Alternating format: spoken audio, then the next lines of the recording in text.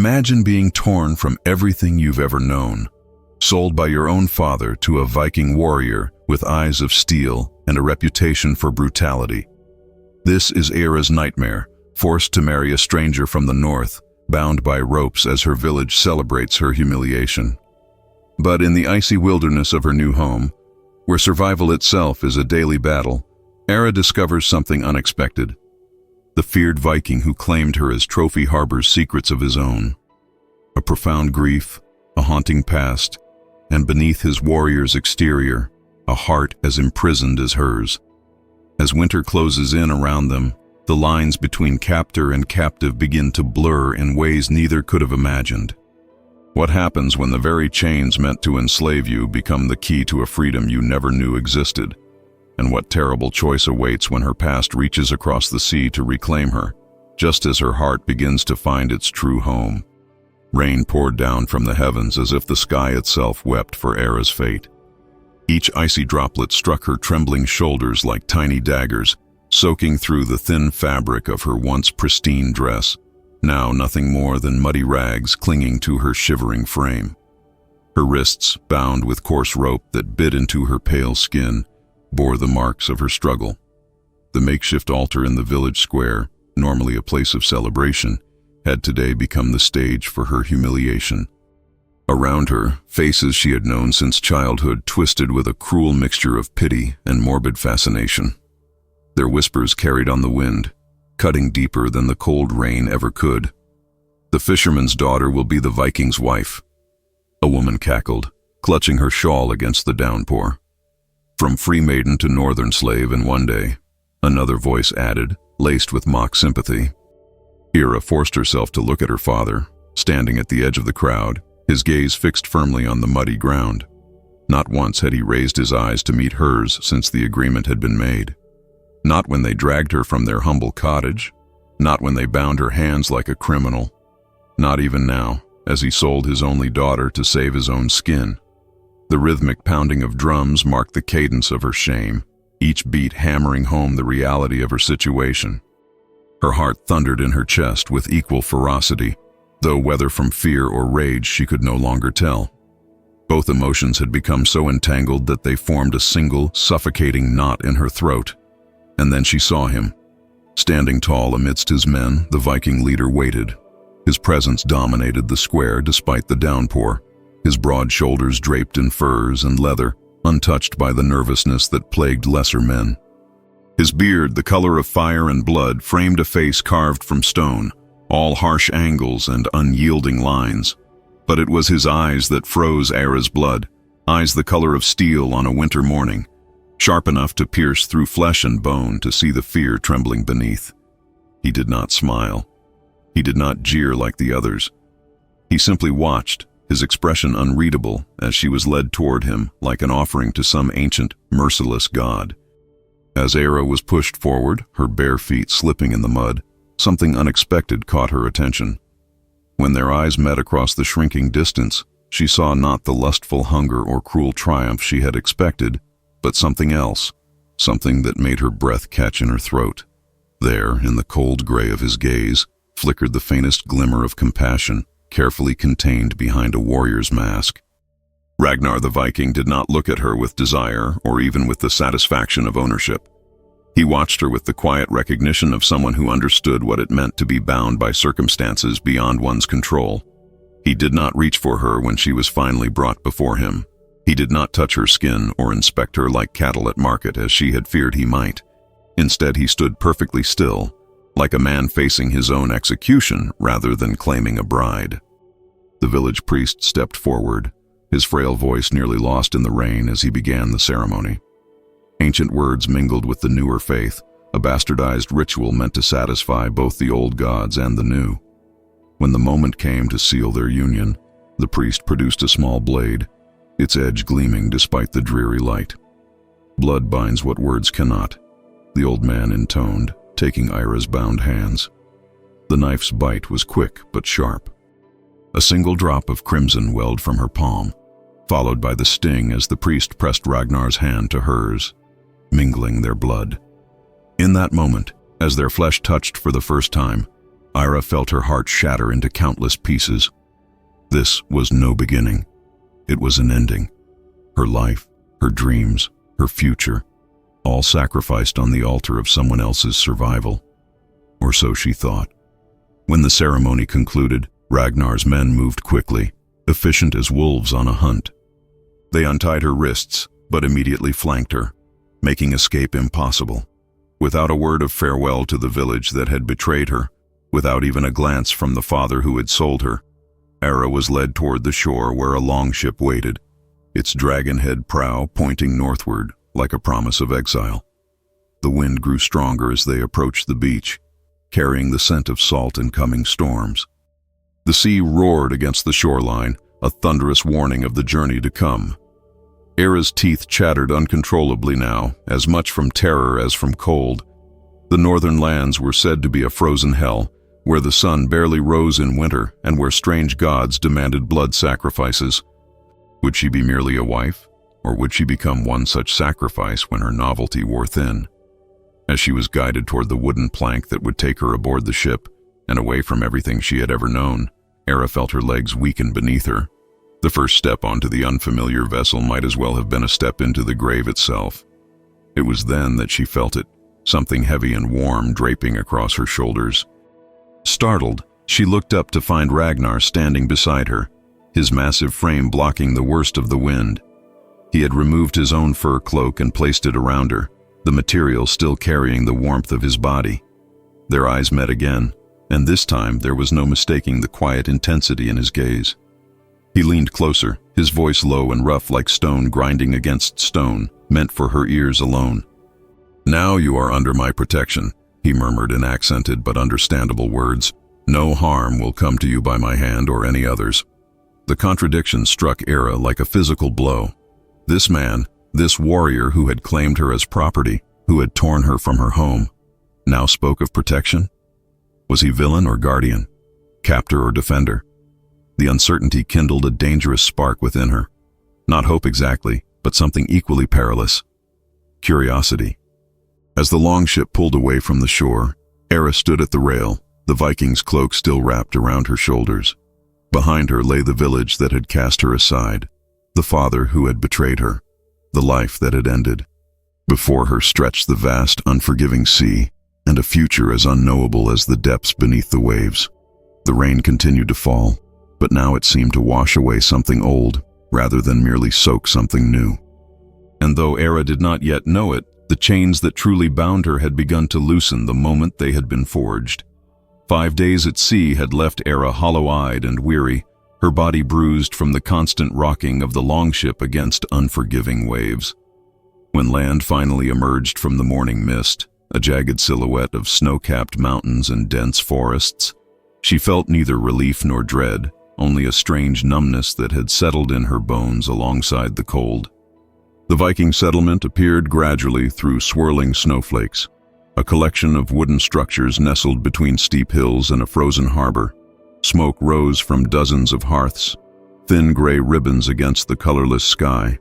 As the ship approached, figures began to gather at the shore, men with axes at their belts, women with children clutched to their sides, all watching with the wary eyes of people who had learned to fear strangers. Ragnar stood at the prow, his face impassive as ice as he surveyed his homeland. Not once during their journey had he approached her beyond bringing food or additional furs when the night winds grew particularly bitter. He had kept his distance, sleeping amongst his men, speaking to her only when necessary. This careful avoidance had left Era suspended between gratitude and unease.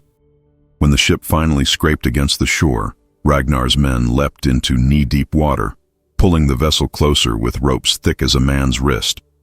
Era remained frozen in place, suddenly terrified of stepping onto this alien soil where she understood neither language nor customs. A land where she was nothing but a foreigner, a trophy, a living symbol of conquest. "Come." Ragnar's voice startled her from her thoughts. He stood beside the ship's edge, one hand extended toward her, not touching, merely indicating the way. "They are watching." And indeed, they were. Dozens of eyes followed her every movement as Ragnar's men helped her disembark, her thin shoes immediately soaked by the freezing water. The villagers' expressions ranged from open curiosity to undisguised contempt. One woman, tall and fierce with golden braids wrapped around her head like a crown, looked at Ira with such hatred that she instinctively shrank closer to Ragnar's shadow. The southern bride, someone whispered in heavily accented words she could barely comprehend. Ragnar brings home a weakling. She will not survive the winter, another voice added, loud enough to ensure she heard. Ragnar did not acknowledge the comments, nor did he offer any introduction or explanation to his people. Instead, he simply began walking through the crowd, which parted before him like water around a stone. Without any other choice, Era followed, keeping her eyes downcast, feeling the weight of judgment pressing upon her shoulders more heavily than the layers of furs and woolen cloaks they had dressed her in before landing. The path led upward, away from the shore, past wooden houses with intricate carvings around doorways and windows, fierce beasts and intertwined patterns that seemed to move in the flickering light of torches. The wind howled between the buildings, carrying both the scent of wood smoke and the bitter bite of approaching winter. Each breath burned in Era's lungs, so different from the milder air of her homeland. After what seemed an eternity of climbing, Ragnar stopped before a structure larger than most, set slightly apart from the others. Dark timbers rose to form walls and a steep roof designed to shed heavy snow. A wolf's pelt hung beside the entrance, a symbol of the household, or perhaps a warning. Without hesitation, Ragnar pushed open the heavy wooden door and gestured for Ira to enter. The interior was dimly lit by a central hearth where flames danced low over glowing embers. The single room was spartanly furnished, a wooden table with benches, shelves holding pottery and tools, weapons hanging from the walls, and at the far end, a bed frame covered with furs. The scent of smoke, leather, and something herbal permeated everything. It was austere, functional, devoid of any feminine touch or comfort. "This is my home," Ragnar stated simply, closing the door against the wind. "Now it is yours as well." Era stood motionless in the center of the room, suddenly overwhelmed by the finality of her situation. This dark, foreign place was to be her prison, this silent, unknowable man her jailer. No tears came, she had exhausted them days ago, but a tremor began in her hands and spread throughout her body. Ragnar moved about the space with practiced efficiency, adding wood to the fire, lighting additional oil lamps that cast long shadows across the walls. He did not speak, did not look at her, as though having brought her here, he now had no idea what to do with her presence. As the flames grew higher, bringing more light to the room, Era's gaze was drawn to a small object placed on the mantel above the hearth. Taking a hesitant step forward, she realized it was a carving, a delicate wooden sculpture of a woman's face, rendered with such care that it seemed almost alive in the flickering firelight. The figure smiled gently, her expression one of profound peace. Something about the loving craftsmanship of the piece stood in stark contrast to the utilitarian nature of everything else in the dwelling. "Who is she?" Era asked, her voice trembling slightly, the first words she had spoken since their arrival. Ragnar froze in the act of hanging his cloak, his shoulders tensing visibly. When he turned, his expression had hardened into something remote and guarded. For a long moment, the only sound was the crackling of the fire and the distant howling of the wind. "Someone who does not return," he finally answered, his voice low and flat. The simplicity of the statement contained volumes of unspoken grief. The silence that followed stretched between them like a physical barrier, heavy with the weight of whatever history lay behind his words. Era recognized the boundary he had drawn, invisible but impenetrable. She did not dare ask more, though questions burned in her mind. Instead, she wrapped her arms around herself, suddenly aware of how small she was in this strange place, how utterly alone. Ragnar cleared his throat, seeming to gather himself. "You should rest. The journey was long." He indicated a chest near the wall. "There are clothes that may fit you. Food will come later." With that, he turned and left the dwelling, the door closing firmly behind him, leaving Era alone in the house of silence. As night fell, transforming the gray world outside to pitch blackness, Era sat huddled by the fire, dressed in borrowed garments too large for her frame. The woolen dress and leather belt had clearly belonged to someone else. Perhaps the woman whose face smiled from the mantelpiece. The thought sent a chill through her that had nothing to do with the drafts seeping through the timber walls. When Ragnar returned hours later, accompanied by a village woman carrying food, Era noticed something she had missed in the chaos of arrival.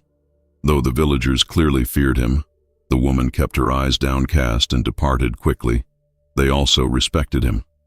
There was a deference in their manner that spoke of more than mere obedience to strength. It puzzled her.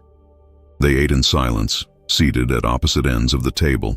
The stew was unfamiliar, gamey meat and root vegetables in a thick broth. But hunger overcame Era's hesitation. Ragnar ate methodically, his attention seemingly focused inward, as though he dined alone. Later, after he had indicated she should take the bed while he would sleep near the fire, Era lay awake beneath heavy furs, listening to the sounds of this strange new world. The distant crash of waves against the shore, the moaning of timber as wind pushed against the house, the occasional howl of what might have been wolves in the surrounding forest. And beneath it all, the sound of Ragnar's breathing, not in sleep, but in the rhythmic pattern of someone deep in thought. Carefully, silently, she turned her head to observe him. In the dying firelight, the fearsome Viking warrior knelt beside the hearth, his head bowed, lips moving in what appeared to be prayer, or perhaps conversation with ghosts. His expression, unguarded in what he believed was privacy, revealed a man imprisoned by something far stronger than physical walls. Grief, perhaps, or guilt. The realization struck Era with unexpected force. There was more captivity in this man than in the circumstances that bound her to him. Whatever chains he carried, they were forged from something deeper than iron. Over the following days, a pattern emerged. Ragnar would leave at dawn, returning only as daylight faded. Ira remained in the house, afraid to venture into the hostile village alone. She occupied herself by cleaning, examining the few books written in an alphabet she couldn't decipher, and watching the smoke from the hearth rise toward the rafters. Occasionally, she would take the wooden carving from the mantel, tracing the serene features with gentle fingers, wondering about the woman whose memory clearly haunted her captor. On the seventh night, as a particularly fierce storm battered the settlement, Ragnar returned earlier than usual, snow melting in his beard and hair. He carried an armful of firewood, which he stacked carefully beside the hearth. As he straightened, their eyes met across the room, and for the first time since their arrival, he truly looked at her, not through her or past her, but at her. "You do not need to stay within these walls," he said abruptly. "This is not a prison." Era raised her chin slightly. "Isn't it?" Something flickered in his steel-gray eyes, perhaps surprise at her directness, perhaps something else. He approached slowly, stopping at a respectful distance. "You do not owe me obedience," he said, each word carefully chosen. "Only survive." The unexpected statement hung in the air between them, its implications unclear. Was it advice?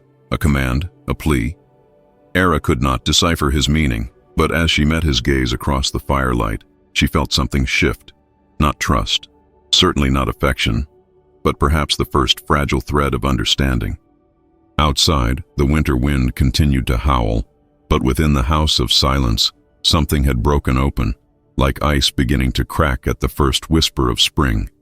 The days stretched endlessly in the northern settlement, each one seemingly longer and colder than the last.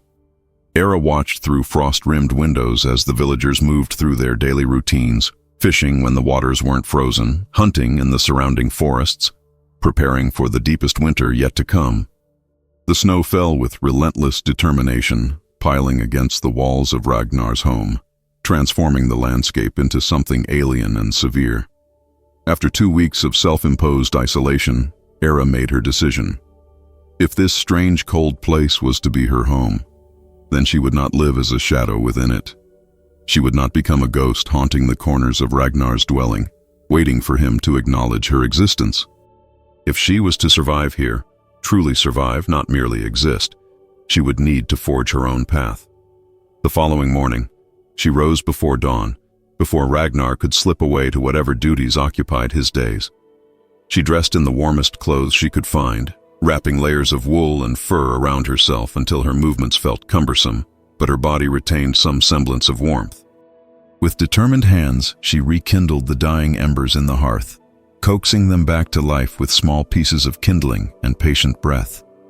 When Ragnar emerged from his sleeping furs, he found her already seated at the table, a simple breakfast of dried meat and hard bread laid out before her. He paused, clearly surprised by this departure from their established pattern. "I need to learn," Era stated without preamble, her breath forming small clouds in the chill morning air. "Show me how to tend the fire properly, how to split wood, how to survive here." For a long moment, Ragnar simply regarded her, his expression unreadable in the dim light. Then, with a slight nod that might have contained a hint of approval, he reached for his heavy axe. "We begin with fire," he said, his voice rough from disuse. "Without it, nothing else matters." That first day became a harsh education. Ragnar showed her how to select the right wood for burning, how to arrange it to maintain heat throughout the day, how to bank embers for the night. His instructions were sparse, his demonstrations efficient. He did not coddle her or express doubt in her abilities.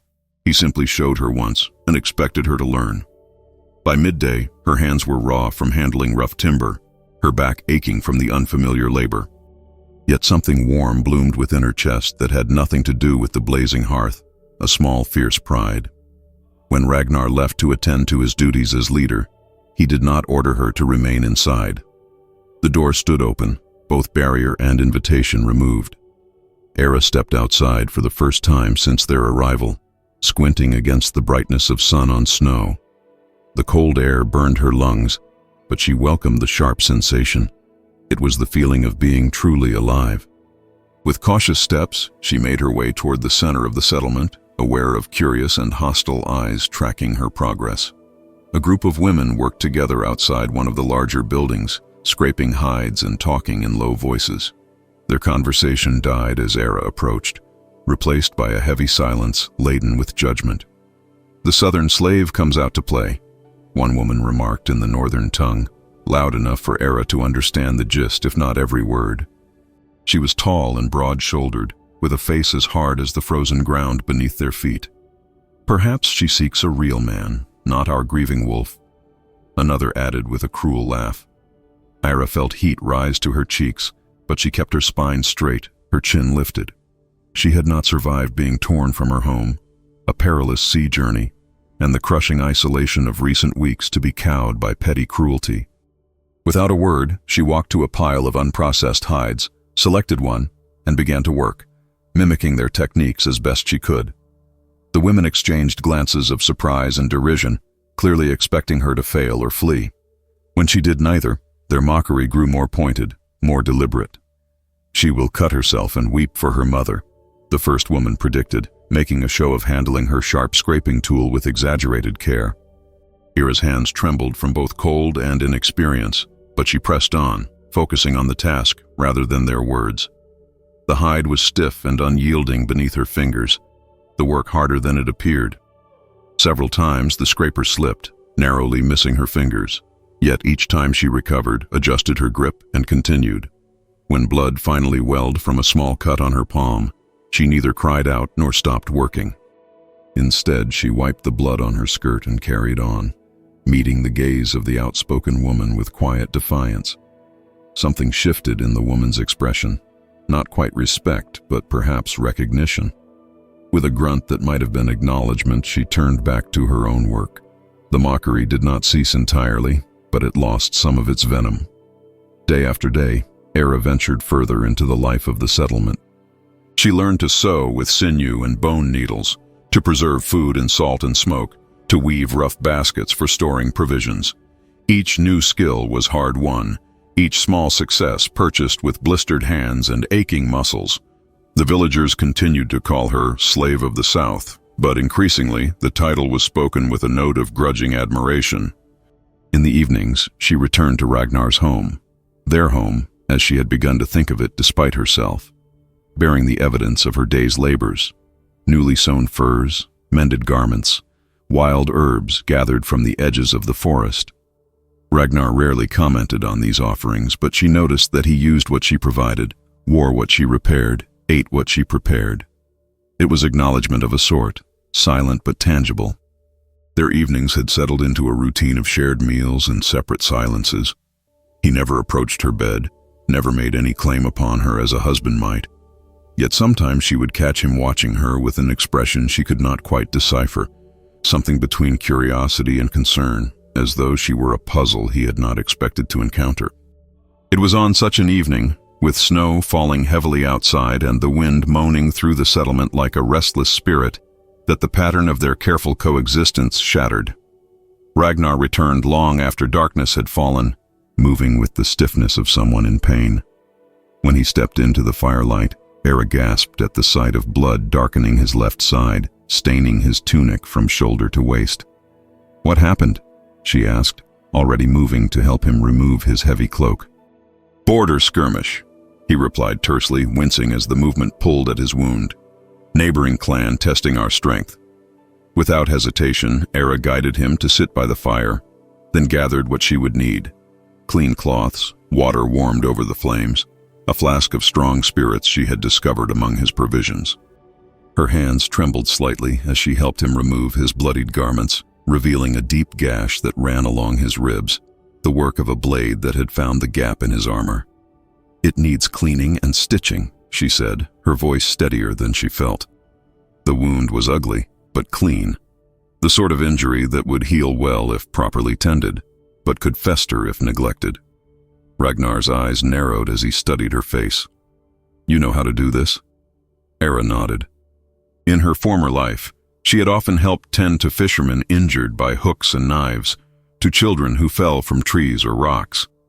Her father had always said she had a healer's hands, though he had meant it as criticism, suggesting she was better suited to women's work than to more profitable endeavors. With careful movements, she cleaned the wound, her touch gentle despite her inner turmoil. Ragnar remained utterly still throughout the process, watching her with those steel-gray eyes, betraying no pain, save for the occasional tightening of his jaw.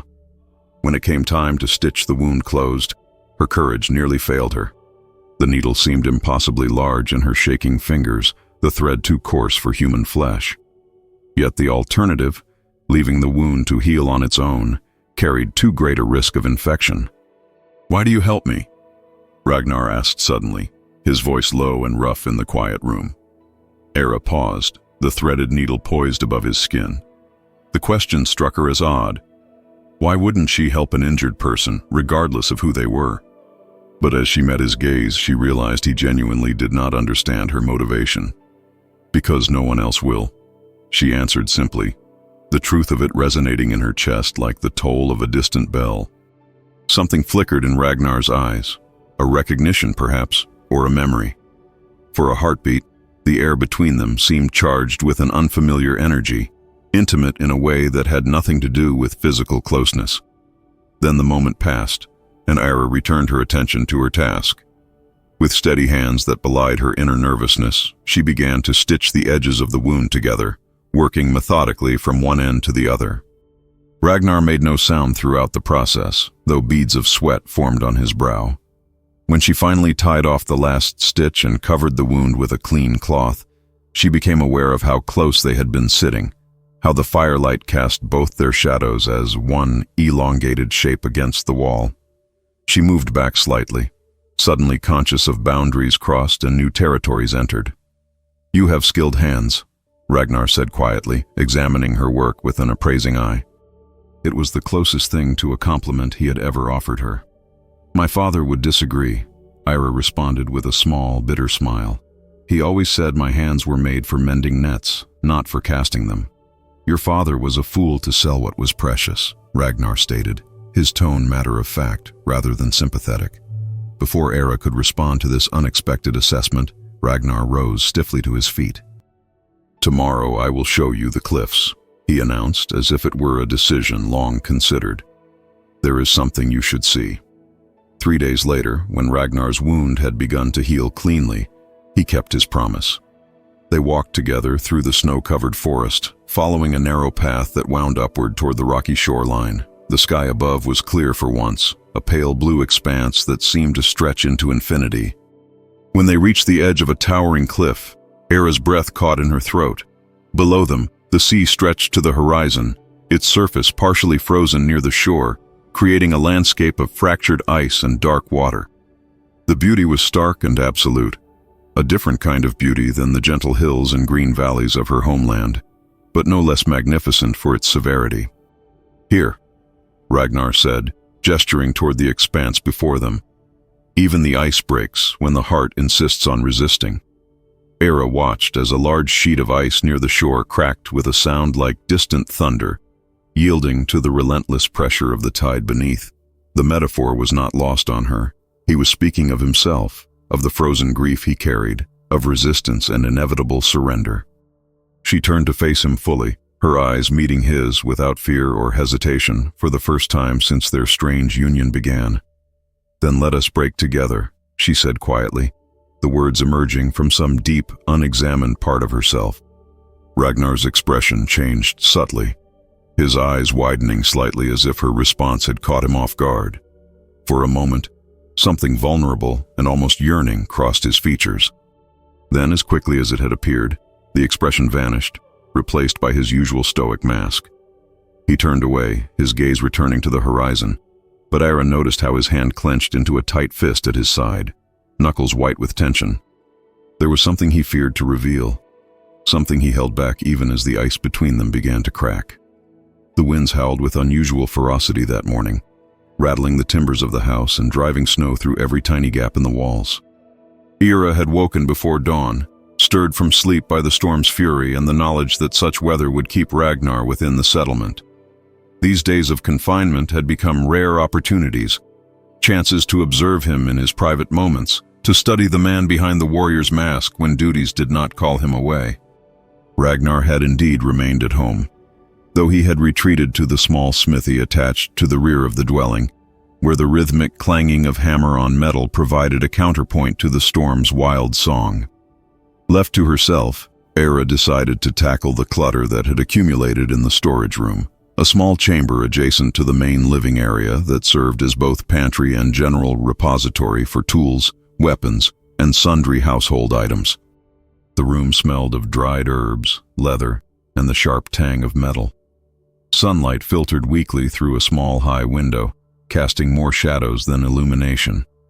Era worked methodically, rearranging preserved foods, organizing fishing implements, and sweeping dust from corners long neglected.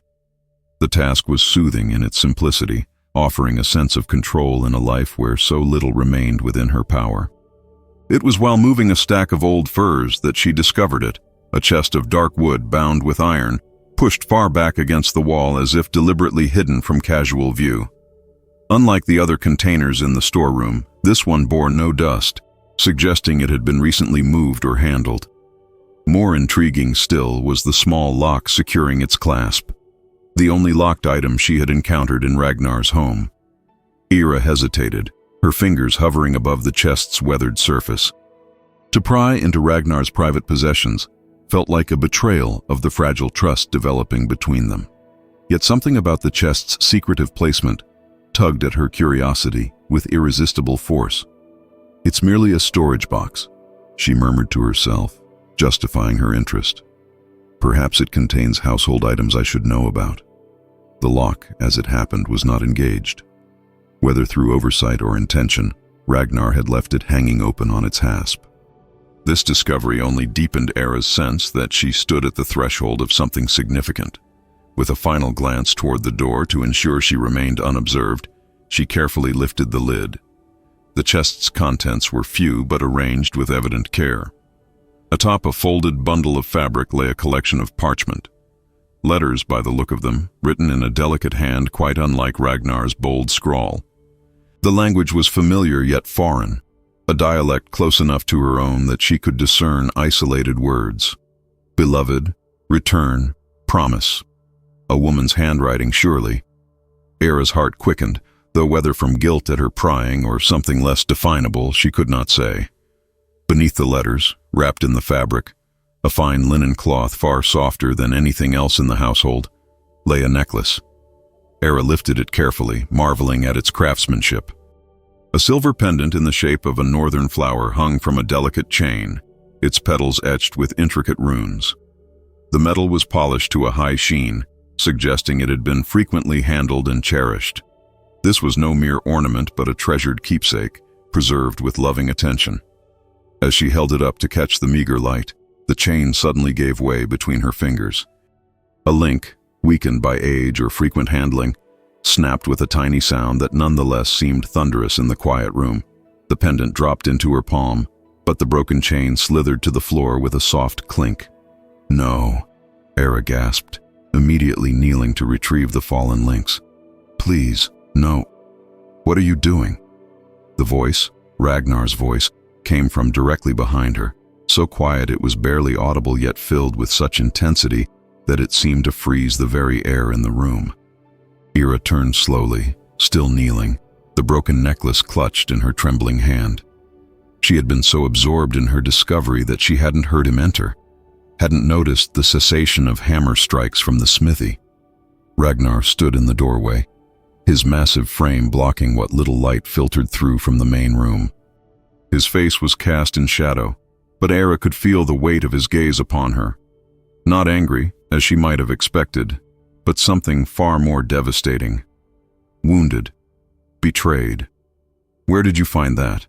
he asked, his voice a low whisper that contained more emotion than she had ever heard from him. Tears sprang unbidden to Era's eyes, not for fear of punishment, but from genuine remorse at having violated something sacred. "I'm sorry," she said, the words catching in her throat. "I was cleaning and I found the chest. The lock was open. I didn't mean—" She extended her hand, offering the broken necklace as if in supplication. "It broke. I'm so sorry. I can try to repair it." For several heartbeats, Ragnar remained utterly still, his breathing shallow and controlled. Then, with deliberate slowness, he crossed the small space to kneel before her. He did not take the necklace immediately. Instead, he closed his eyes briefly, as if gathering strength for what came next. "It was hers," he said finally, each word heavy with meaning. "My sister's." The revelation hung in the air between them, unexpected and profound. Not a wife or lover, as Era had assumed, but a sister. The wooden carving on the mantel, the carefully preserved letters, this precious necklace, all memorials to a sibling, not a sweetheart. "She was sold," Ragnar continued, opening his eyes to meet Era's gaze directly. "Like you." The simple statement struck Era with the force of a physical blow. Understanding bloomed within her, not complete, but enough to glimpse the shape of Ragnar's hidden pain, the source of the compassion she had glimpsed that rainy day in her village square. "I don't understand," she whispered, though part of her feared she understood all too well. Ragnar gently took the necklace from her hand, his calloused fingers careful with the delicate pendant. "When I was a boy," he began, his voice taking on the cadence of a tale long carried but rarely spoken. "Our village suffered 3 years of failed harvests.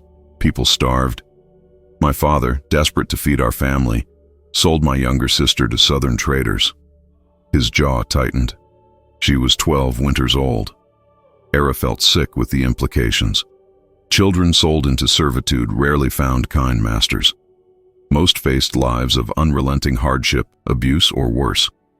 "The necklace was her gift from our mother," Ragnar continued. "She left it behind, hidden for me to find, with a message. Remember me as free." He traced the etched petals of the flower pendant with one finger, his touch infinitely gentle. "I searched for her when I became a man. For years I followed every rumor, questioned every trader from the south." His voice grew harder. "I found where she had been taken, but I was too late. She had died, worked to death in a nobleman's fields."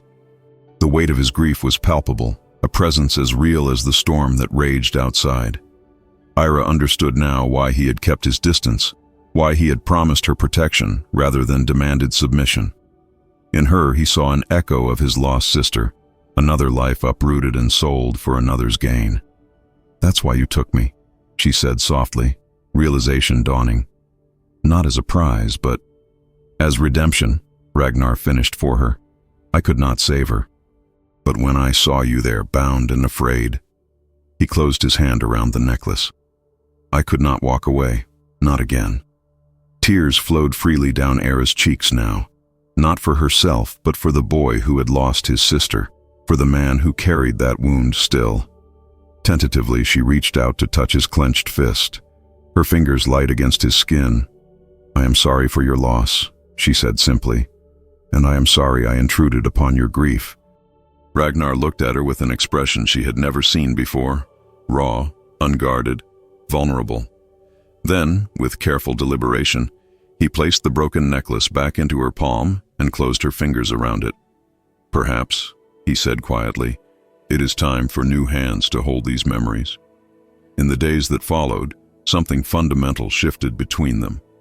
The silence that had defined their coexistence gave way to hesitant conversation.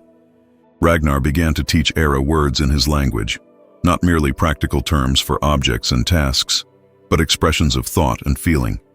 She proved an apt pupil, her quick mind grasping the patterns and cadences of the northern tongue. In turn, he showed her how to use a bow, a small one, crafted to suit her height and strength. His hands guided hers as she learned to nock an arrow, to draw the string back to her cheek, to release with steady breath. The first time she hit the target, a look of genuine pride crossed his face, brief but unmistakable. "My sister was skilled with a bow," he told her as they walked back from the practice field. "She could hit a pine cone from 100 paces. It was the first time he had volunteered information about his sister without prompting, a small gift of shared memory. Era treasured it accordingly. He taught her to identify the healing herbs that grew even in winter, sheltered beneath the snow. Witch hazel for inflammation, yarrow for wounds, wintergreen for pain. She learned which berries could sustain life when other food grew scarce, which bark could be brewed into medicinal tea. Evenings found them sitting closer to the fire, sometimes talking, sometimes sharing comfortable silence. Occasionally, Era would catch Ragnar watching her with an expression of quiet wonder, as though surprised by her resilience or perhaps by the ease that had developed between them. Laughter, when it finally came, startled them both. Era had been attempting to pronounce a particularly difficult northern word, her tongue tripping over unfamiliar consonants. The mangled result had brought a deep chuckle from Ragnar's chest, a sound so unexpected that Ira had stared in amazement before dissolving into giggles of her own. The sound of their shared mirth seemed to transform the very air in the house, banishing old ghosts and lighting corners long left dark. Era realized with a start that she had begun to feel something dangerously close to happiness in this strange land among strange people. The thought both comforted and alarmed her, for to find joy in captivity seemed a kind of surrender. Yet was she truly captive anymore? The doors stood unlocked. Ragnar had taught her survival skills, and she moved freely through the village. The bonds that held her now were invisible but perhaps stronger, threads of understanding, shared grief, and something else she dared not name. On a clear morning when the snow gleamed like scattered diamonds under a pale sun, a messenger arrived from the south. Era was in the village center, bartering her newly sewn furs for spices, when the horn sounded announcing a visitor. The stranger wore the garb of a coastal trader, his cloak still crusted with salt from the journey. Ragnar met the man in the open, as was custom for official messengers. Their conversation, conducted in the trader's tongue, carried clearly in the still winter air. Era moved closer, drawn by the familiar accent that reminded her sharply of home. "Demands the return of the woman," the messenger was saying, his tone carefully neutral. "Claims the marriage was conducted under false pretenses. Offers compensation for your trouble." Era froze, understanding washing over her like ice water. Her father, or perhaps the village elders, were attempting to reclaim her. Not from concern for her welfare, she was certain, but because something had changed in the political landscape. Perhaps they now feared Viking retaliation, or maybe another alliance had presented itself. She looked to Ragnar, whose face had transformed into an expressionless mask, the leader's visage he wore for his people. Only Era, who had learned to read the subtle language of his body, could see the tension in his shoulders, the slight narrowing of his eyes. As the messenger continued detailing the terms of the proposed exchange, Ragnar's gaze briefly met hers across the gathering crowd. In that momentary connection, Ira saw conflict raging behind his controlled exterior, duty to his people warring with personal feeling. The mention of her father's name caught her attention once more. The messenger produced a sealed letter, bearing a mark Ira recognized with a sickening lurch of her stomach. Her past, which she had begun to think safely behind her, now reached across the sea to reclaim her, just as she had started to find her footing in this new life. Ragnar accepted the letter with a curt nod, his expression revealing nothing of his thoughts. As the crowd dispersed, he remained standing alone in the village square, the missive from the south clutched in his hand, his eyes fixed on the distant horizon where sea met sky. Ira slipped away before he could notice her, her heart pounding with a confusion of emotions. The past she had mourned now offered a way back. But to what? To a father who had sold her once and might do so again. To a community that had watched her humiliation with festive excitement. Or should she stay in this harsh land where she had found unexpected strength and, perhaps, the first tentative roots of belonging? The question echoed in her mind as she walked along the cliffside path where Ragnar had once spoken of breaking ice and resistant hearts. The news spread through the Viking settlement faster than wildfire through summer-dried grass. By nightfall, every man, woman, and child knew that the southern clan wanted the foreign bride returned. Whispers followed Ira as she moved through the village the next day. Some curious, some triumphant, some surprisingly concerned. The community that had once viewed her with undisguised contempt now regarded her with complex interest, as if her potential departure had suddenly transformed her into something worth noticing. They say her father claims the marriage was never meant to be permanent. Ira overheard one woman telling another as she passed the communal well, just a temporary arrangement to ensure peace. Good riddance, replied her companion, though with less conviction than such sentiments had carried weeks earlier. The southern woman brings southern troubles. Ira kept her head high, her expression carefully composed, though inside she seethed with humiliation and anger. Her father's claim was transparently false. She had been given as a permanent offering, a human sacrifice to appease the northern raiders. This sudden change of heart could only mean one thing. Something had shifted in the balance of power between her village and their neighbors. Perhaps a new alliance had been formed, one that now made her marriage to Ragnar politically inconvenient rather than expedient. For 3 days, Ragnar did not speak of the message. He attended council meetings in the Great Hall, consulted with his advisors, and went about his duties with the same stoic efficiency he brought to all tasks.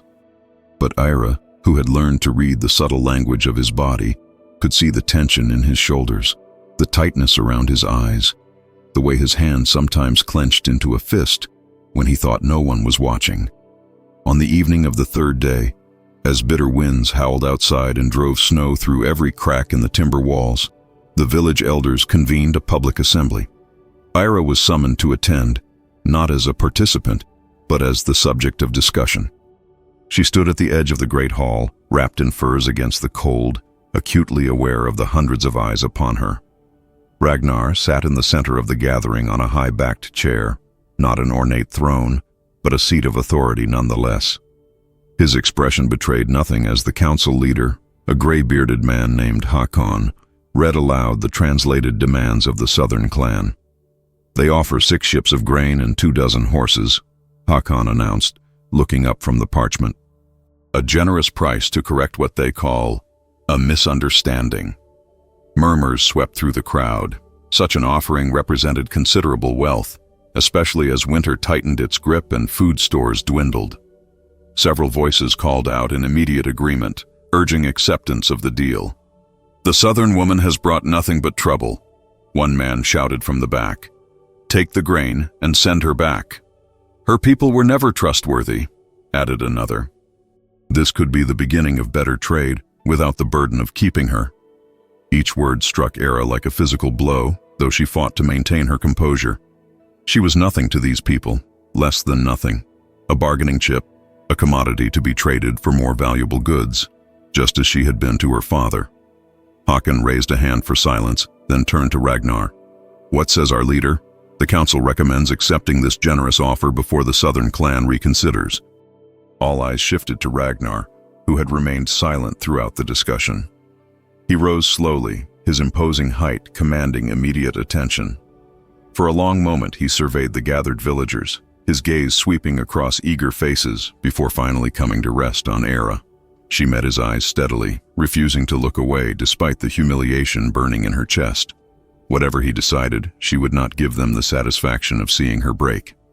"The woman came here as my wife," Ragnar said at last, his deep voice carrying effortlessly to every corner of the hall. "Not as a temporary guest to be returned when convenient." Surprised murmurs rippled through the crowd. This was not the response they had anticipated. "But Ragnar," Håkon protested, "the grain alone would see us through until spring. And horses." "She is my wife," Ragnar repeated, each word precise and final. Then, with a coldness that sent a shiver through the assembly, he added, "And no one touches what is mine." The declaration hung in the air like frost crystals, beautiful, sharp, and dangerous.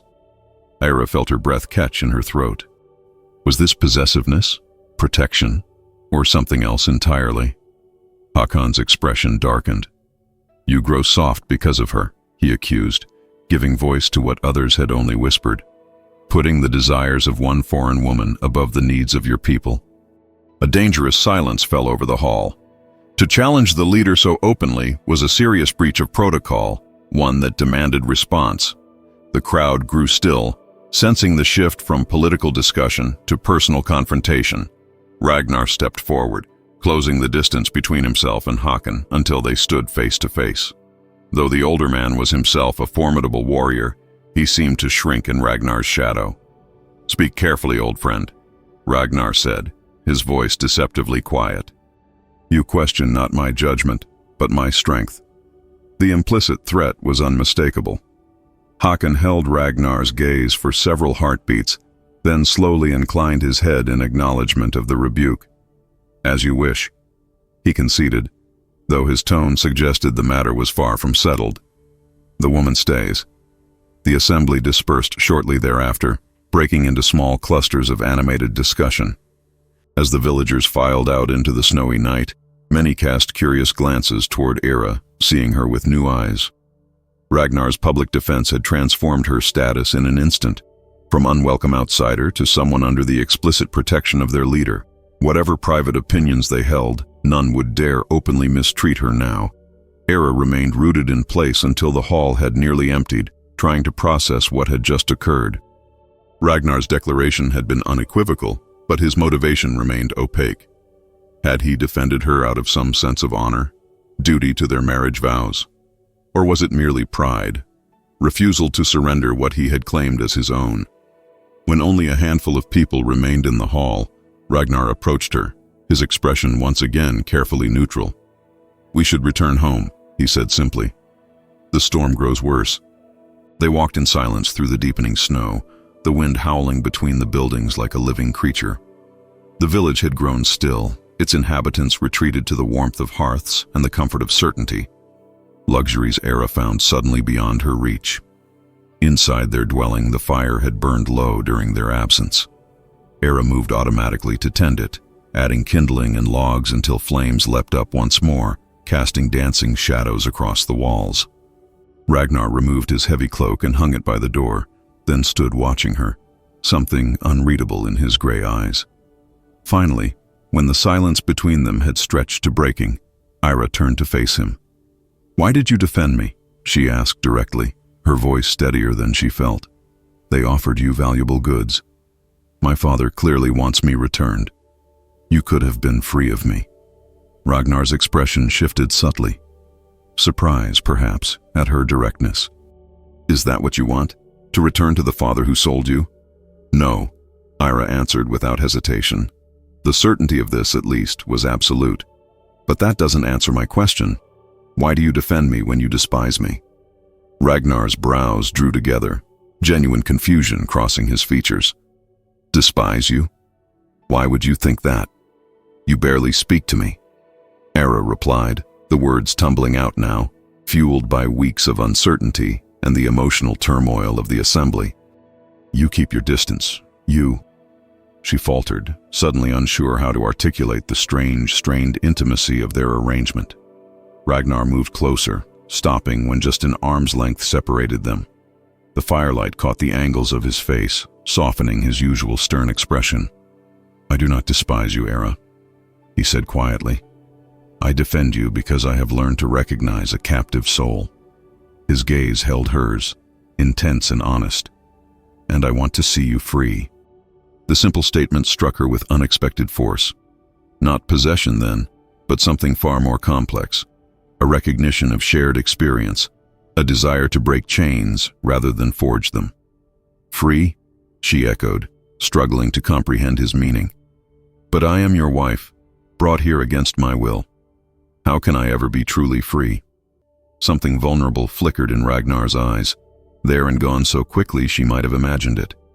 "There are many kinds of captivity," he said softly. "Not all have visible chains." The truth of this resonated within her. She had seen the invisible bonds that held him, the grief and guilt that had shaped him as surely as any physical restraint. Before she could respond, however, Ragnar turned away, moving toward the door. "I must check the perimeter guards," he said, his voice once again the leader's voice, practical, controlled. "The messenger awaits our answer. I will tell him in the morning." He paused with his hand on the door, looking back at her over his shoulder. "Unless you wish to return south." The question hung between them, simple words that carried the weight of her entire future. Era considered what awaited her in the south. A father who had sold her once and would likely do so again. A community that had watched her humiliation with festive excitement, a life constrained by poverty and others' expectations. Then she thought of what she had found here in the north. Hardship, yes, but also growing strength. Hostility, but increasingly tempered with grudging respect. And this complex, wounded man who spoke of freedom while offering protection. "And if my freedom," she said slowly, each word deliberate and weighted with meaning, "is to stay here?" Ragnar's expression changed. Surprise, confusion, and something else. Something that might have been hope before he quickly suppressed it. Without answering, he turned and left, the door closing firmly behind him. Alone by the fire, Era wrapped her arms around herself, feeling strangely breathless, as though she had run a great distance or stood at the edge of a precipice. The question she had asked, the possibility she had voiced, seemed to hang in the air around her, altering the very atmosphere of the room. Outside, the winter storm raged on, snow and wind battering the walls of the dwelling that had become, despite everything, something like home. Inside, a different kind of storm gathered, one of possibility and danger, of choices that could not be unmade and paths that might lead to either salvation or deeper captivity. Era moved to the window, brushing frost from the oiled parchment that served as glass. Through the translucent surface, she could just make out Ragnar's figure moving through the swirling snow, straight-backed and solitary, as he made his rounds of the village perimeter. The conflict that had flashed across his features remained with her. Duty to his people warring with something personal, something that concerned her alone. Tomorrow, the messenger would return to her father with Ragnar's answer. The southern clan would either accept his refusal or escalate their demands. Either way, nothing would remain as it had been. The precarious balance they had established had tilted, forcing both of them to confront truths they had left unspoken. As she watched Ragnar disappear into the storm, Ira wondered which would prove more costly, the truth he had declared before his people, or the truth that still lay hidden in their hearts. The messenger departed the following dawn, carrying Ragnar's formal refusal back to the southern lands. Ira watched from the cliff path as the small boat disappeared into the horizon, taking with it perhaps her last connection to the world she had once known. The finality of the moment should have frightened her, yet she felt only a curious lightness, as though a decision long suspended had finally been made, not by others this time, but by her own heart. Winter deepened its grip on the northern settlement with merciless intensity. Snow piled against the walls of dwellings, transforming the village into a collection of white mounds from which smoke rose in thin, determined columns. The sea froze near the shore, creating an otherworldly landscape of sculpted ice that creaked and groaned with the movement of tides beneath. On the coldest nights, the air itself seemed to crystallize, each breath painful and precious. As the stores of preserved food dwindled, hunger became a constant companion to the villagers. Hunting parties ventured out whenever the weather permitted, returning with increasingly meager offerings.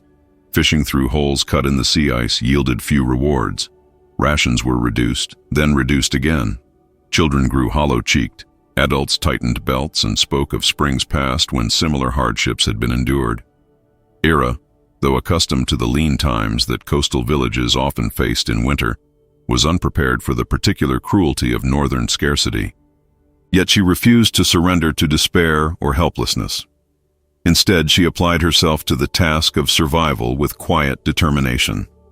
She learned from the village women how to extend meager flour supplies with ground pine bark, how to coax nutrition from parts of animals usually discarded, how to preserve every scrap and morsel against future need. When one of the elderly villagers fell ill with a wasting cough, Era recalled her grandmother's remedy of wild thyme and honey.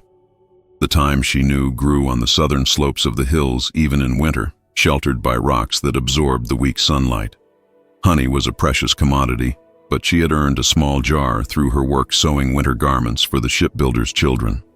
The morning dawned brutally cold, the sky a clear, pitiless blue that promised no relief from the freezing temperatures. Ragnar had departed before first light to join a hunting expedition that would take him deep into the forest for several days. The village itself seemed suspended in torpid endurance, most inhabitants conserving energy by remaining near their fires. Era dressed in every layer she possessed: woolen undergarments, a thick dress, leggings, 2 pairs of stockings, a heavy tunic, and over everything, the fur-lined cloak that had once been Ragnar's. She wrapped strips of leather around her boots for additional protection and tucked a small knife into her belt, not just for protection, but as a tool for digging through snow to the plants beneath. "You go to gather herbs?" asked Helga, the midwife who had gradually become her closest ally in the village. The older woman's face creased with concern. "Not today, child. The cold will steal your breath before you reach the hillside." "Ulfgar grows worse," Ira replied, securing a scarf across the lower half of her face. "The time will help clear his lungs if I can find it." Helga's weathered hand caught her arm. "Wait until tomorrow. The winds may ease." Era shook her head gently. Tomorrow may be too late for him. Understanding passed between the women, the unspoken acknowledgement that in this harsh land, hesitation often meant death. Helga released her grip with a sigh. "Follow the western path. The rocks there shield some growth, and return before midday when the cold bites deepest." With this advice in mind, Era set out from the village, each step crunching through snow crusted with ice. The air burned in her lungs, so cold it seemed to freeze from the inside out. Her exposed skin quickly numbed, then burned, then numbed again, a dangerous progression she monitored with experienced caution. The western hillside, when she reached it after an hour of difficult travel, offered slight relief from the cutting wind. She searched methodically, scraping away snow to reveal the earth beneath, examining each protected nook between rocks where hardy plants might survive. By mid-morning, her satchel contained a modest collection of thyme and wintergreen, their pungent scents released as her gloved fingers bruised their leaves. It was as she knelt to examine a promising patch of growth that Era noticed the sky changing, subtle at first, then with alarming speed. The clear blue darkened to slate gray as clouds rolled in from the sea, thick and heavy with impending snow. The wind shifted, gaining strength, driving ice crystals that stung like tiny needles against any exposed skin. Era recognized the signs with a surge of fear. A winter storm was approaching, not the gentle snowfall that occasionally blanketed the village, but the kind of blizzard the elders spoke of with hushed respect, the kind that could bury a standing man within hours. She abandoned her search immediately, securing her gathered herbs in the satchel and turning back toward the village. But the path that had been clear hours earlier was already disappearing under fresh-driven snow, landmarks obscured by the thickening curtain of white. Each step became a struggle against the strengthening wind, which seemed determined to push her back toward the exposed hillside rather than allow her return to safety. As visibility diminished to mere arm's length, Era fought rising panic. She forced herself to stop, to think rather than simply push forward in desperate haste. Disorientation in a blizzard meant death. She had heard enough winter tales to know this truth. Better to move deliberately, even slowly, than to wander blindly into deeper danger. Using the wind direction as her guide, it came predominantly from the north, where the sea lay. She adjusted her course, keeping the gale against her right shoulder. If she maintained this orientation, she should eventually reach the village, or at least the forest edge where some shelter might be found. Time lost meaning as she struggled through deepening snow. Her limbs grew heavy, movements becoming increasingly sluggish as cold penetrated her layers of clothing. Twice she stumbled and fell, the effort of rising again requiring all her dwindling strength. The temptation to rest, just for a moment, just to catch her breath, grew nearly irresistible, though she recognized it as death's seductive whisper. When she glimpsed a dark shape through the swirling white, Era initially distrusted her snow-blind eyes. But as she forced herself forward, the shape solidified into the unmistakable outline of a dwelling. Not in the village center where she had expected to emerge, but at its outskirts. With the last reserves of her strength, she pushed toward the promise of shelter. The door, when she finally reached it, refused to yield to her numbed hands. Ice had sealed it shut, requiring force she no longer possessed to break its hold. Era pounded weakly against the unyielding wood, her voice lost in the howling wind as she tried to call for help. Darkness edged her vision, consciousness beginning to slip away as her body surrendered to the cold. In her fading awareness, she did not immediately register the sound of approaching footsteps, the sudden absence of wind as a figure blocked its force, the strong hands that gripped her shoulders. It was only when warmth began to return, bringing with it the excruciating pain of thawing extremities, that Era fully understood she had been found. She lay near a blazing hearth, wrapped in furs, her frozen garments removed and replaced with dry blankets. Through the haze of pain and lingering confusion, she gradually recognized her surroundings. Ragnar's dwelling, their home.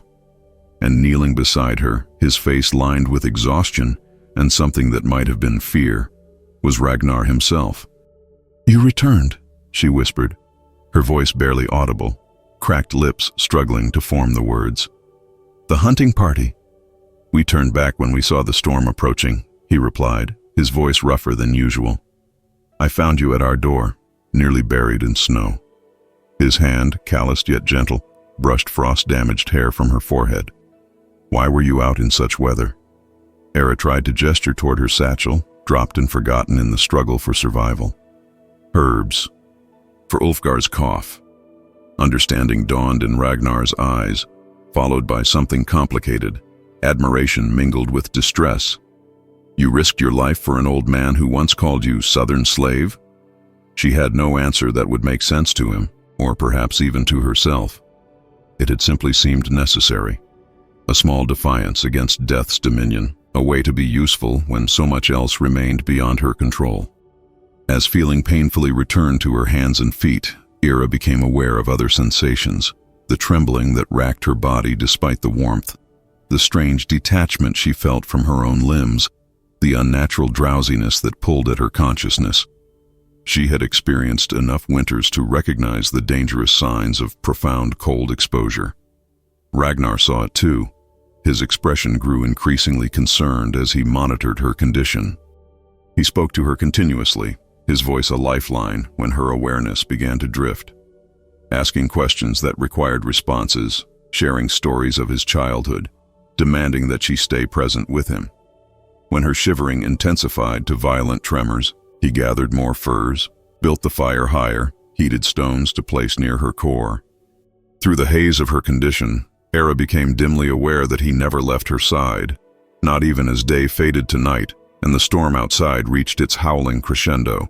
He tended her with a care that belied his warrior's exterior, bathing her frost-nipped fingers in lukewarm water, applying salves to damaged skin, cradling her head to help her drink warm broth. In the depths of her fever, as reality blurred with delirium, Era floated between consciousness and dream. Fragments of memory interwove with present sensation, the feeling of being carried in strong arms, the scent of wood smoke and pine, a voice calling her back from the edges of darkness. Words formed on her lips without conscious direction. "Ragnar," she murmured, adrift in the fevered landscape of her mind. "If you leave me, I will die again." Through the veil of semi-consciousness, she felt a hand take hers, large and warm and steady. Then something unprecedented, moisture falling onto their joined fingers. Opening her eyes with enormous effort, Era beheld a sight she could never have imagined. Ragnar, the feared Viking leader, with tears tracking silently down his weathered cheeks. "I am here," he said, his voice thick with emotion he made no effort to disguise. "I remain here." The vulnerability of the moment pierced through her delirium. This proud, stoic man allowing himself to be seen in a moment of naked feeling. Something profound passed between them, transcending the barriers of language, culture, and circumstance that had separated them since their first meeting. When Era finally emerged from fever's grip 2 days later, weak but lucid, the first thing she saw was Ragnar slumped in exhausted sleep beside her. His hand still held hers, as if he had maintained the connection throughout her illness, an unbroken tether to the world of the living. On his lap lay her satchel of herbs, carefully dried and prepared during her fever, ready to be brewed into medicine. And around his fingers was wound the silver chain of his sister's necklace, the broken links now carefully rejoined through some method of his own devising.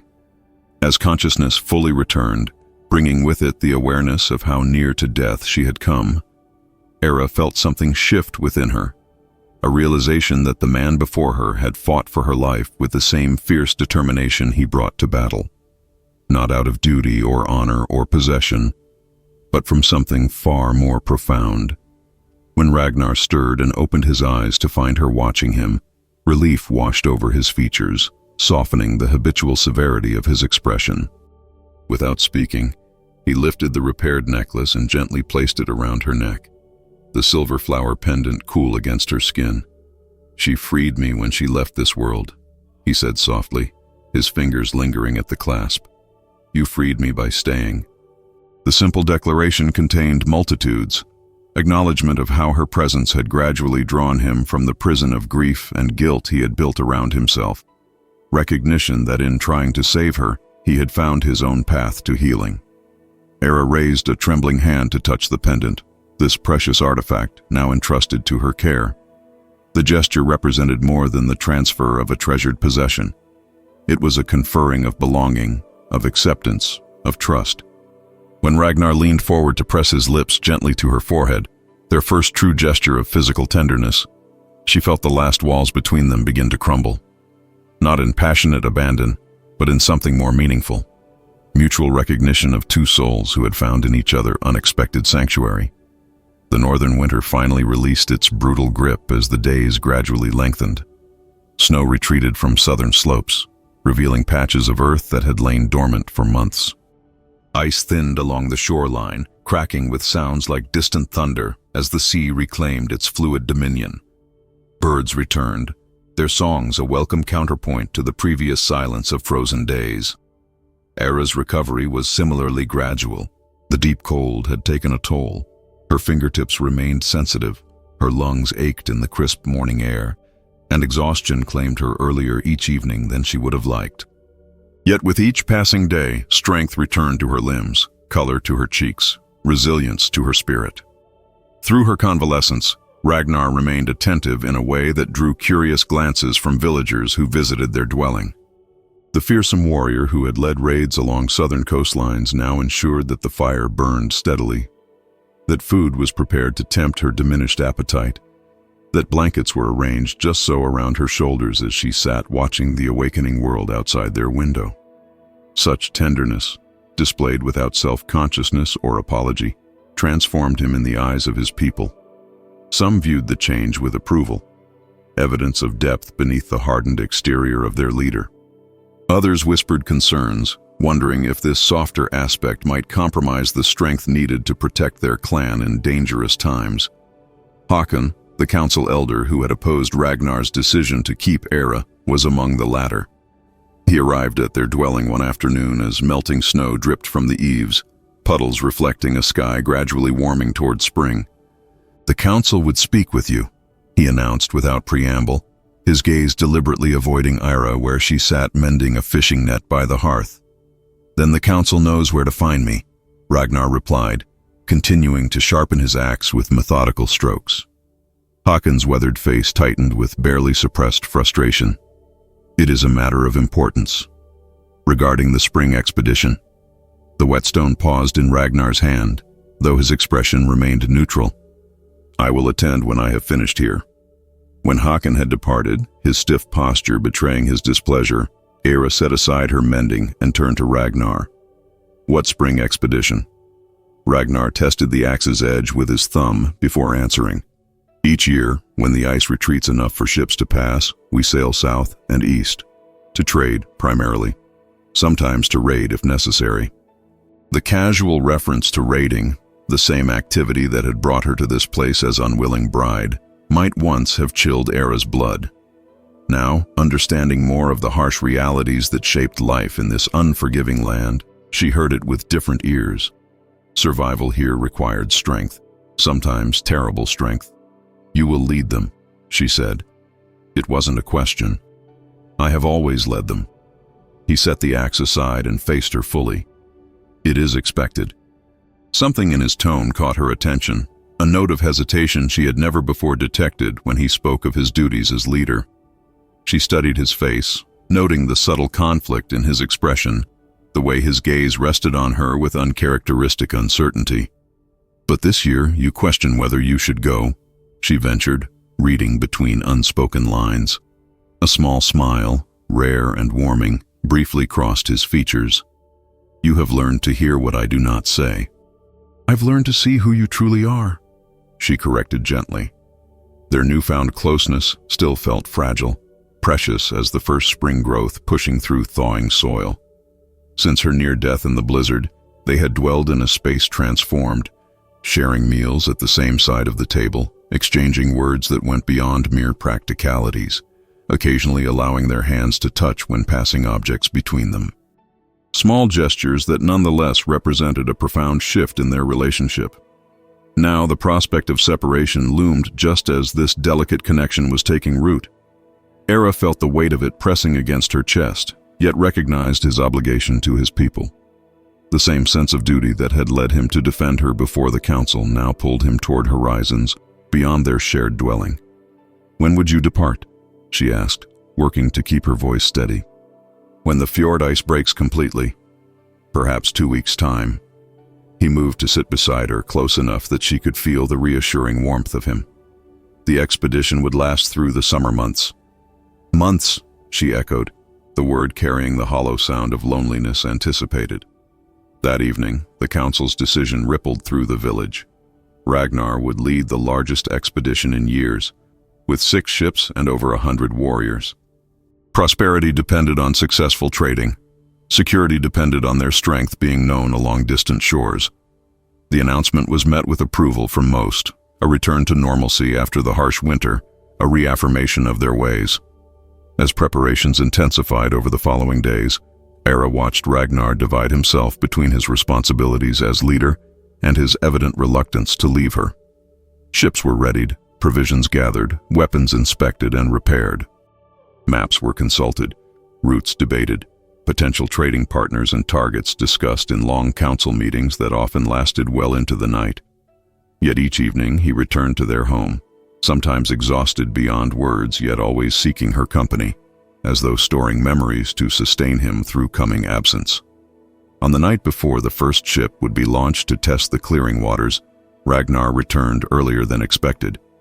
He carried with him a small wooden box, its surface polished smooth by careful hands. Walk with me, he said, extending his hand to her. They followed the path that led above the village to the cliffs that had become their private sanctuary.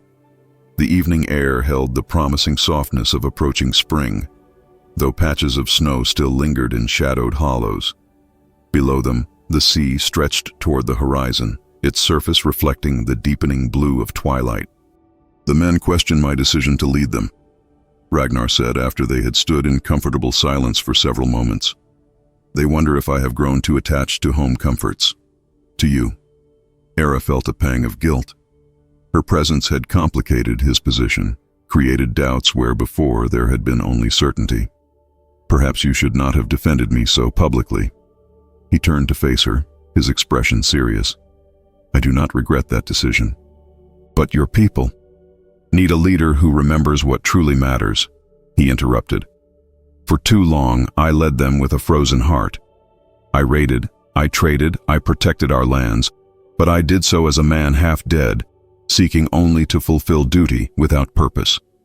His hand rose to touch the necklace that now hung around her neck, his sister's pendant, the symbol of all he had lost and found again. You reminded me that there are things worth protecting beyond mere survival. The simple honesty of his words moved Era deeply. This man, who had once seemed as remote and forbidding as the northern mountains, now stood before her with his heart exposed. Not through grand declarations or passionate gestures, but through the quiet truth of his changing perspective. "Go," she said softly, surprised by her own certainty. "Lead your people, but take my heart with you." Something shifted in Ragnar's gaze, surprise, gratitude, and perhaps wonder at this unexpected encouragement. This woman, brought to his land against her will, now freely offered him the liberty he needed, without demand or condition. From the wooden box, he withdrew a simple ring forged from dark iron.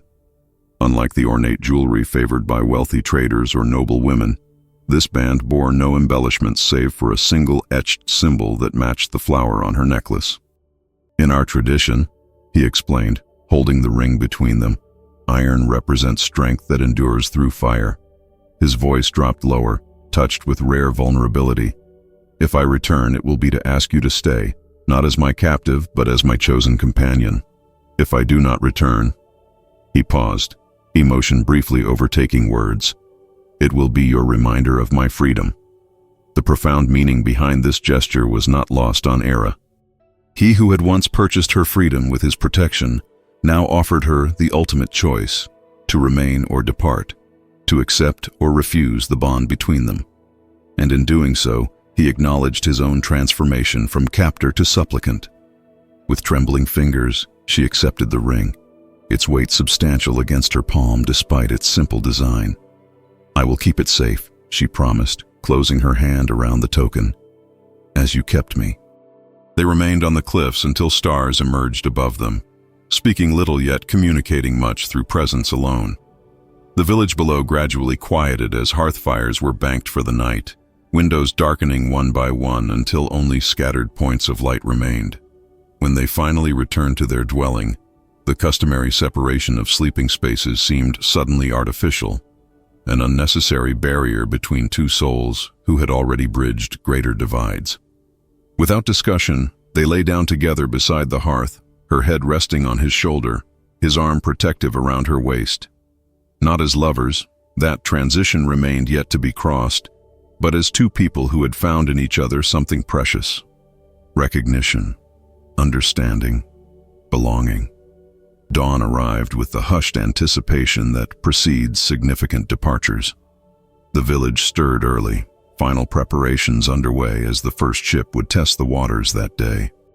Era rose before Ragnar, preparing a simple but sustaining meal for his journey: bread baked with her own hands, smoked fish, dried berries preserved from autumn's bounty.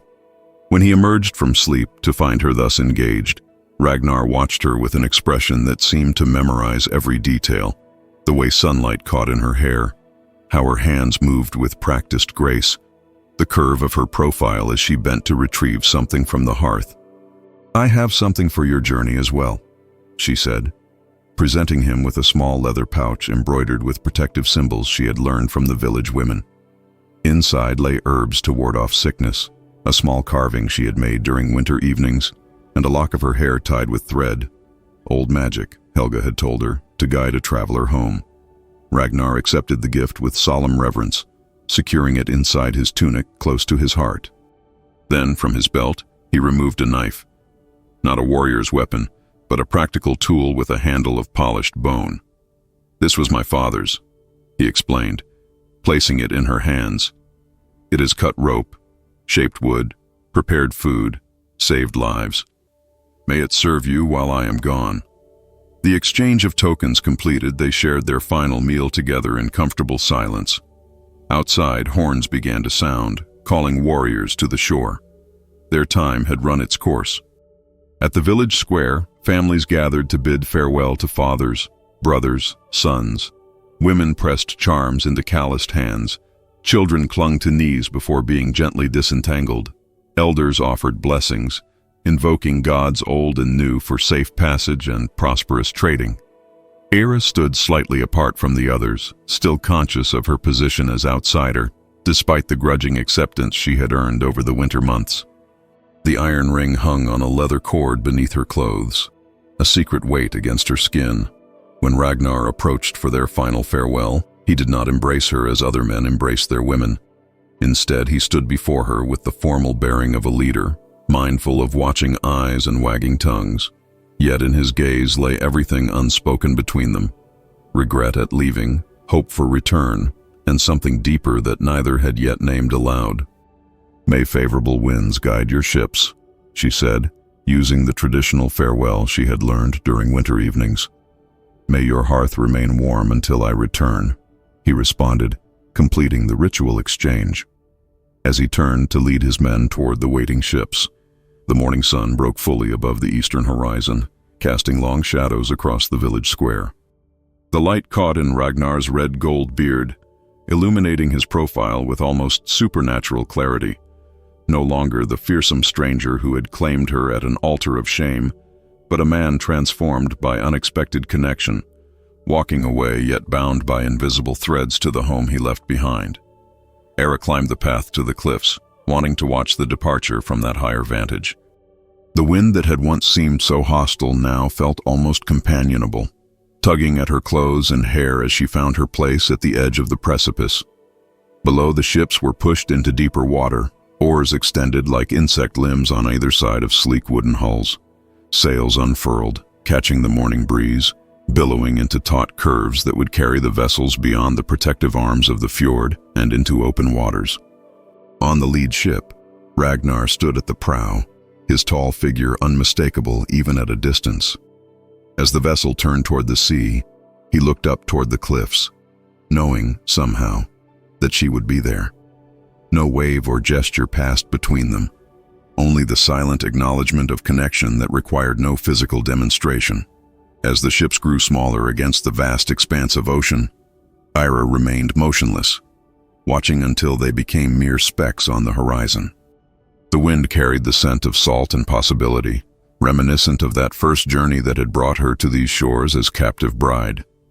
"This time," she whispered to the retreating vessels, "I am the one who waits, by choice." The iron ring pressed against her heart, a promise of return, a token of freedom freely given and freely accepted. Behind her, the village continued its daily rhythms. Before her stretched the path that had led her from captivity to an unexpected liberation of spirit. Whatever the coming seasons might bring, reunion or solitude, joy or grief, she faced them not as victim, but as architect of her own fate, standing tall against the wind that had once threatened to break her. The seasons turned with their ancient, relentless rhythm. Spring blossomed into the brief, intense northern summer, when the sun barely dipped below the horizon before rising again, bathing the village in perpetual twilight. The long days allowed for constant activity: fishing, hunting, gathering, building, as the settlement prepared for the inevitable return of winter. Everyone worked with the focused determination of those who understand that survival depends on summer's bounty properly harvested and preserved. For Eira, these months of Ragnar's absence became a time of unexpected transformation. Without his protective presence, she might have retreated into the safety of their dwelling, avoiding the sideways glances and whispered comments that still occasionally followed her. Instead, she chose a different path, one of deliberate engagement with the community that had become, however reluctantly, her own. She began with the children. Unlike their parents, they held no ingrained suspicions, no historical grudges to color their perceptions. When she offered to mind the youngest ones while their mothers worked the fishing nets, her assistance was initially accepted out of necessity rather than trust. Yet as days passed, the women noticed how the children thrived under her care, how she taught them games from her homeland, sang them songs in her melodic southern accent, told them stories that expanded their world beyond the boundaries of the settlement. "You speak our language better than before," observed Helga as they worked together preparing herbs for winter storage. "Almost without accent now." Eira smiled, fingers nimbly stripping leaves from woody stems. I practice with the children. They correct me without mercy. Children often see most clearly, the older woman replied with unexpected wisdom. They know you belong here now. Belonging, a concept Era had stopped expecting, had perhaps stopped believing possible in this place, so different from her homeland. Yet somehow, imperceptibly, roots had formed beneath her feet, anchoring her to this harsh northern soil. The iron ring that hung around her neck beside her flower pendant served as constant reminder of the choice that awaited her when, if, Ragnar returned. As summer reached its zenith, Era made a discovery that further cemented her position in the village. While exploring the settlement's records, leather-bound collections of runes and sketches documenting the clan's history, she realized she could decipher more than she had thought possible. The written language, while foreign, contained enough similarities to southern scripts that patterns emerged when studied with patience. This knowledge, combined with her growing fluency in spoken Norse, allowed her to serve as teacher to the younger generation. In the evenings, children and even a few curious adults would gather in the central hall, where she taught them to read and write not only in Norse, but also in the common trade language of southern ports. This will serve them well, Håkon admitted grudgingly after observing one such session. When they trade in foreign markets, they will not be so easily cheated. From the old council leader, this qualified approval represented a significant shift, an acknowledgement that the southern woman might contribute value to their community beyond merely warming their leader's bed. By the time the first autumn leaves began to turn, Era had earned, if not friendship, then at least respect from most villagers. Her healing skills, her teaching, her willingness to share southern knowledge while embracing northern ways, all had gradually transformed her status from outsider to accepted presence. Children called her name with excitement when she appeared. Women included her in their circles without the former tension. Men nodded respectfully when she passed. Yet beneath this growing contentment lay a constant quiet ache, the absence of Ragnar. She found herself watching the horizon daily, scanning for the distinctive shape of returning longships. At night she would sometimes wake reaching for a presence no longer beside her, the emptiness of physical sensation rather than merely emotional lack. They will return before the first snow, Helga reassured her as they watched the autumn storms roll in from the sea. Ragnar has never failed to bring his people home before winter's grip closes the waters. Ira nodded, though uncertainty gnawed at her. So much could happen on the vast, unpredictable sea: storms, rival clans, the 1,000 natural accidents that claimed sailors' lives regardless of skill or experience. The knife Ragnar had given her, his father's knife, remained constantly at her belt, a talisman of connection, a silent prayer for safe passage. When the first dusting of snow fell, melting by midday but harbinger of colder days to come, anxiety began to spread through the village. Children watched the ocean path with increasing frequency. Women prepared welcome feasts that went uneaten.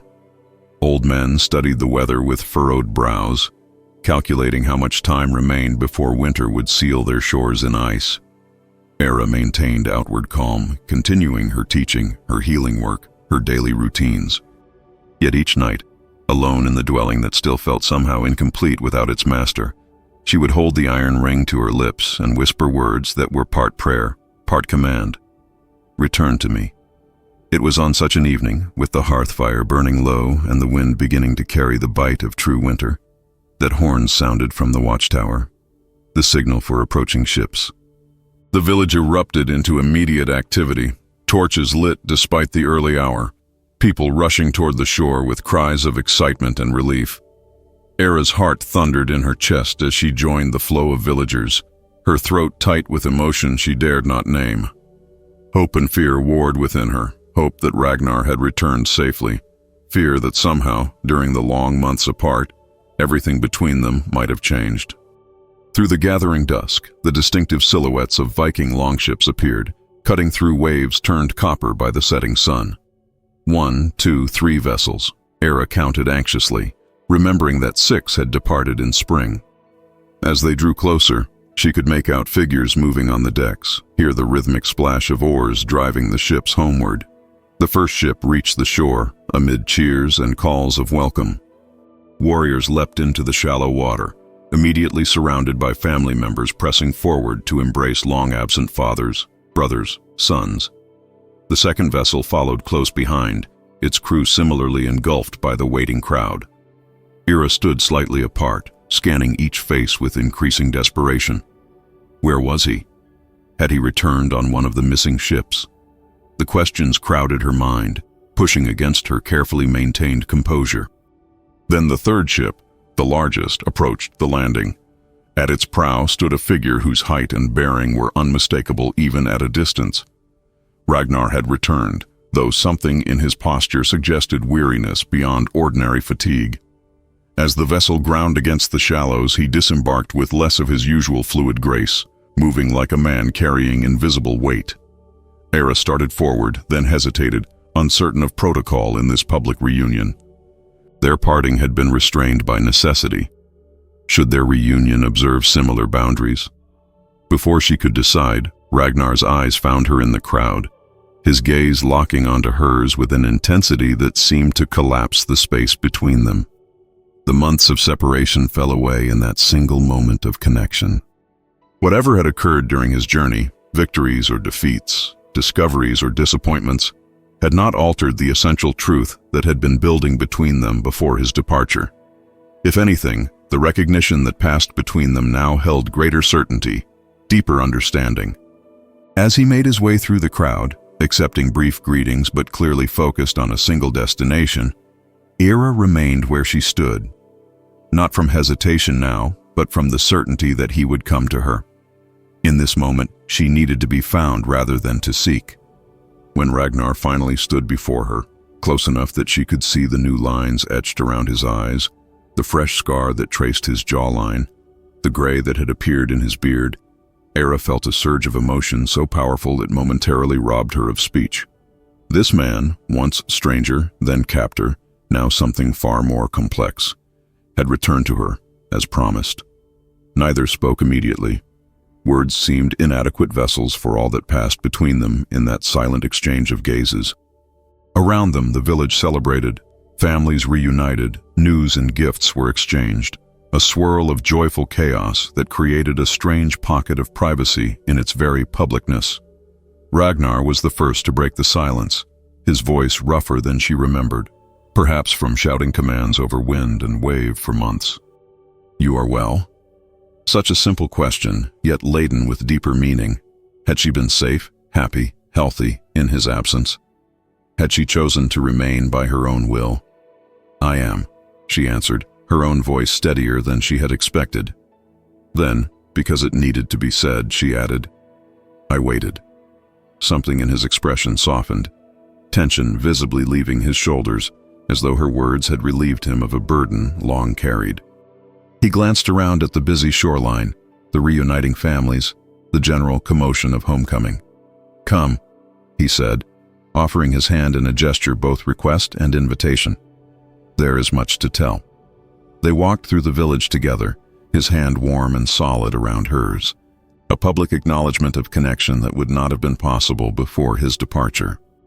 Era was acutely conscious of curious glances, approving nods, the occasional knowing smile, the community bearing witness to this evolution from forced arrangement to chosen companionship.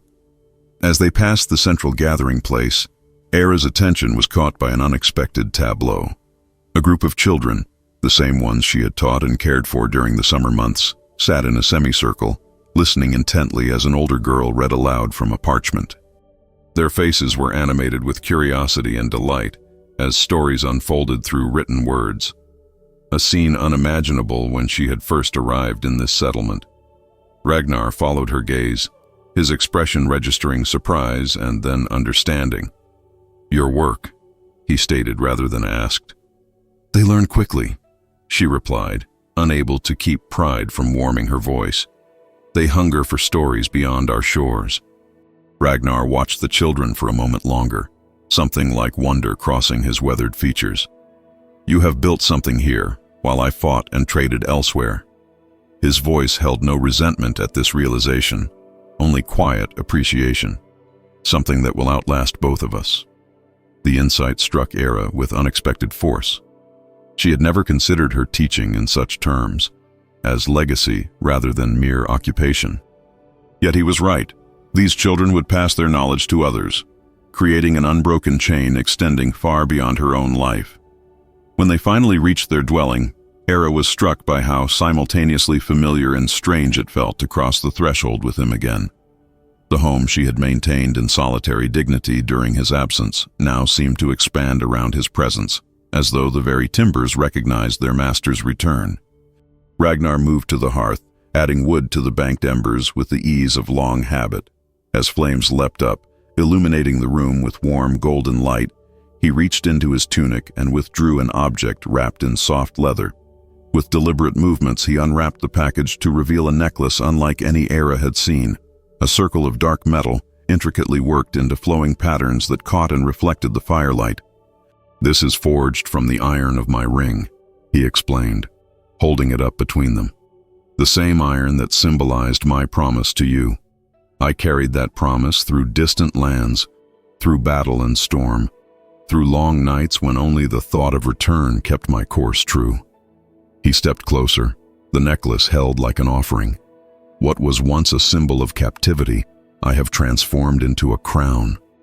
Not a queen's crown of gold and jewels, but a free woman's crown of strength tested and proven." With gentle hands, he placed the necklace around her neck, where it rested above the flower pendant. Two symbols now united, past and present merged into something new. "If you will have me," he said quietly, "not as master or even husband in the old sense, but as companion chosen freely." The weight of the necklace against her collarbone felt right, as though a piece long missing had finally found its place. Ira reached up to touch the iron circle, marveling at how something once associated with bondage could be transformed into such a powerful symbol of liberty. "I choose you," she answered simply, the words carrying all the certainty that months of reflection had crystallized within her. "As you have chosen me." When Ragnar's hands framed her face with infinite tenderness, when his lips finally met hers in a kiss that held both question and answer, Era understood that they had both completed a journey far more significant than any ocean crossing. From captive and captor, they had become two souls recognizing in each other the very freedom they each had sought. The following dawn found Era walking the familiar path to the cliffs, drawn by some need to revisit the place where she had watched Ragnar's departure months before. The morning air carried the sharp clarity of approaching winter, the sky spreading endless blue above the steel-gray sea. Far below, waves broke against the shore in rhythmic percussion, constant and changing all at once. As she stood at the cliff's edge, the wind caressed her face like a living presence, no longer the hostile force that had once threatened to break her spirit. The iron crown rested against her throat, its weight a reminder of transformation, how captivity could become choice, how wounds could become wisdom, how strangers could become sanctuary. "I was not sold," she whispered to the vast horizon, words carried away by the wind that had once seemed so cruel. "I was freed." In the distance, seabirds wheeled and called, their movements creating temporary patterns against the sky before dissolving back into possibility. Like the lives of those who dared to break free of expectation and circumstance, who found in unlikely places the very liberty they had never thought to discover. Far behind her, the village stirred to life, smoke rising from morning hearths, voices calling greetings, the rhythmic sound of work resuming after celebration. Her village now, her people, not by conquest or submission, but by the slow, powerful alchemy of belonging freely chosen. And waiting there, in the dwelling they now truly shared, was the man who had brought her here as trophy, but had discovered in her something far more valuable, a mirror for his own imprisoned heart, a key to chambers long locked and guarded. Era turned from the cliff edge and began the walk back, each step carrying her not toward captivity, but toward the most unexpected freedom of all, the liberty found in choosing to belong exactly where fate had once forced her to be. Era's journey reminds us that sometimes our greatest liberation comes from the most unexpected places. When life forces us into circumstances beyond our control, it is not the chains around our wrists that truly imprison us, but the walls we build around our hearts. What would you do if faced with such a choice? To cling to the familiar past that betrayed you, or embrace the uncertain future that calls to your soul? In the harshest winter, Ira and Ragnar discovered that true freedom isn't found in the absence of obligation, but in the presence of choice. The choice to see beyond appearances, to heal instead of harden, to remain when leaving would be easier. Their story asks us, where in your life might you be mistaking captivity for safety or freedom for abandonment? If this story touched your heart, remember that like Era's teachings to the village children, sharing stories is how we connect across the distances that separate us. Take a moment to like this video, share it with someone who might need its message of unexpected redemption, and subscribe to join our community of storytellers and listeners. Until our next journey together, may you find freedom exactly where you least expect it.